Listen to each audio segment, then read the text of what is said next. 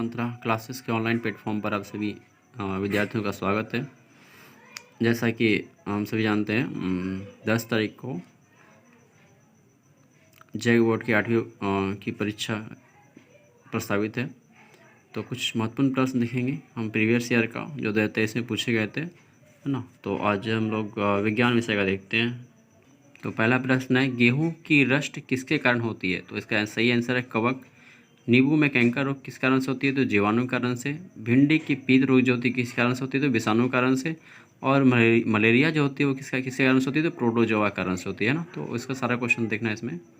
अगला है, सूक्ष्म जीव कहाँ पाए जाते हैं? तो सूक्ष्म जीव जो है वो जल में भी पाए जाते हैं, वायु में भी और मिट्टी में भी। आप घरों में भी देखते होंगे जो जल होता है सड़ जाता है, उसमें जीवाणु सूक्ष्म जीव हो जाते हैं।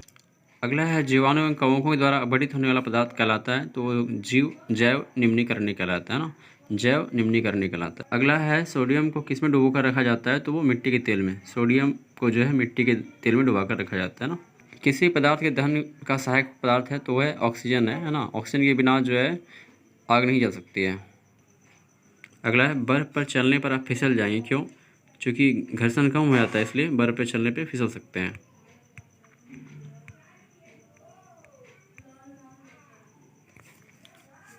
अगला है, किसी वस्तु की माध्य स्थिति आगे पीछे होने वाली गति को क्या कहते हैं? तो उसको कंपन कहते हैं ना। किसी वस्तु की माध्य स्थिति आगे पीछे होने वाली गति को क्या कहते हैं?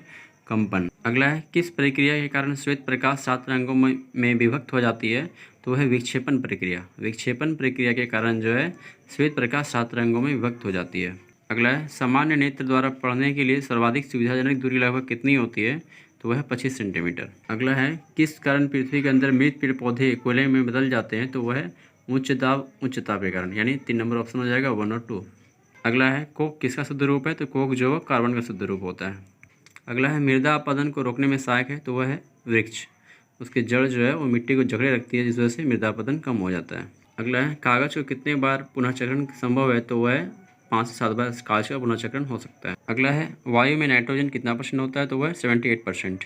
और पूछेगा ऑक्सीजन कितना % है? तो वो 21%। वायु में सबसे अधिक कौन सा गैस होता है? तो वो नाइट्रोजन होता है ना। और दूसरा सबसे ज़्यादा अधिक कौन गैस कौन होता है? तो ऑक्सीजन होता है वो। अगला है, किसके द्वारा वायुमंडल की ओजोन परत क्षतिग्रस्त हो जाती है? तो वह CFCs, ठीक है।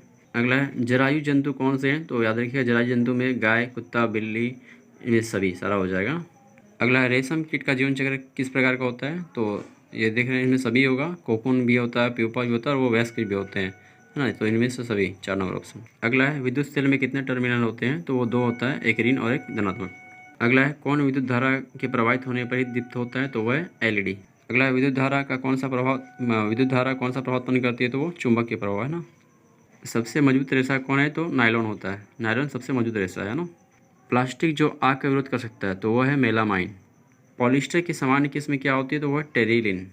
अगला है, परावर्तन कोण किसे कहते हैं? तो परावर्तित किरण और अभिलंब के बीच के कोण को कहते हैं परावर्तन कोण। चमकीला पिंड कौन सा होता है? तो वह तारा। जिसका अपना प्रकाश होता है वो चमकीला पिंड होता है, तो ये तारा।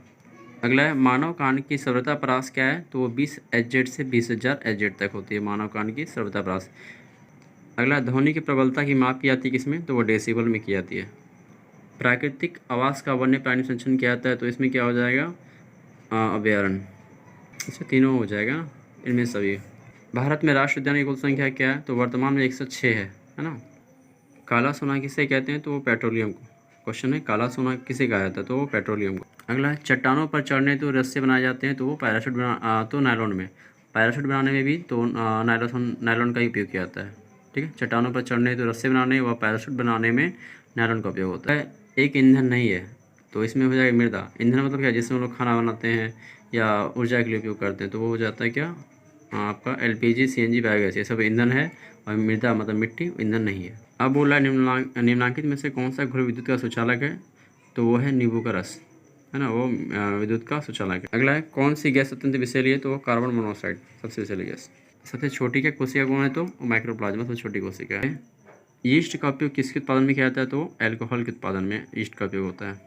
अगला है, मलेरिया रोग का कारण क्या है? तो वह प्रोटोजोआ। पहले भी ये क्वेश्चन देख चुके हैं। मलेरिया रोग का कारण क्या है? तो प्रोटोजोआ है। अगला है, टेस्टोस्टेरोन है क्या है? तो पुरुष हार्मोन है। और स्त्री हार्मोन बोलेंगे तो एस्ट्रोजन, ठीक है। एस्ट्रोजन स्त्री हार्मोन और टेस्टोस्टेरोन पुरुष हार्मोन। बल का तो इसका सही आंसर हो जाएगा परिणाम और दिशा दोनों होते हैं। अगला है प्रकाश के प्रबंधन के कितने नियम है, तो 2 नियम है ना। प्रकाश के प्रबंधन के 2 नियम होते हैं। विद्युत का सुचालक धातु का क्या नाम है, तो वो ग्रेफाइट है ना। ग्रेफाइट जो है विद्युत का सुचालक है और ग्रेफाइट अधातु होता है। अगला है वायु किसका मिश्रण है, तो वो गैसों का मिश्रण है। वायु गैसों का मिश्रण होता है। क्लोरोफ्लोरोकार्बन का उपयोग कहाँ किया जाता है, तो रेफ्रिजरेटर में, एयर कंडीशनर, एरोसोल फुहार में, इनमें सभी, तो सभी में हो जाएगा इसमें, ठीक है। भोजन से प्राप्त ऊर्जा का उपयोग कहाँ होता है, तो पाचन में होता है, ठीक है। भोजन से प्राप्त ऊर्जा का प्रयोग जो होता है वो पाचन में होता है। तैलीय सतह से क्या होता है, तो घर्षण घटता है। अब देखिए ध्यान रखिएगा कि जो तेल कहीं लगाते तो वहाँ पे घर्षण नहीं बन पाता है। अगला आवृत्ति का मात्रा क्या होता है, तो उसका हट्टा होता है और इसके लिए एच भी लिख सकते हैं हम लोग। पृथ्वी के अचानक कंपन को क्या कहते हैं, तो भूकंप कहते हैं। पृथ्वी के अचानक कंपन को भूकंप कहते हैं। समाप्त होने वाला प्राकृतिक संसाधन क्या है, तो वो खनिज है, वो समाप्त हो सकता है। किसी को पता नहीं कि खनिज कितना है, कभी वो समाप्त हो सकता है। अगला है क्लोरोप्लास्ट कहाँ पाया जाता है, तो किसमें पाया जाता है, तो पत्तियों में पाया जाता है। सर्वप्रथम चेचक के टीके की खोज किसने की थी, तो वो किया था एडवर्ड जेनर ने। और वहीं पूछते कि किण्वन प्रक्रिया की खोज किसने की थी, तो वो लुई पाश्चर ने। और कब किया था, तो 1857 में। और पेनिसिलिन खोज किसने किया था, तो अलेक्जेंडर फ्लेमिंग ने। और कब किया था, 1928 में, ठीक है। तो इस प्रकार से आप लोग इसको पढ़ लीजिए, देख लीजिए 2 बार, ताकि आपके माइंड में वो सेव हो जाए। उम्मीद है कि आप सभी परीक्षाएँ अच्छे से जाए और हमको लग रहा है कि इससे कुछ क्वेश्चंस आपके परीक्षा में आ भी सकता है। तो अच्छे से वीडियो को देख लें।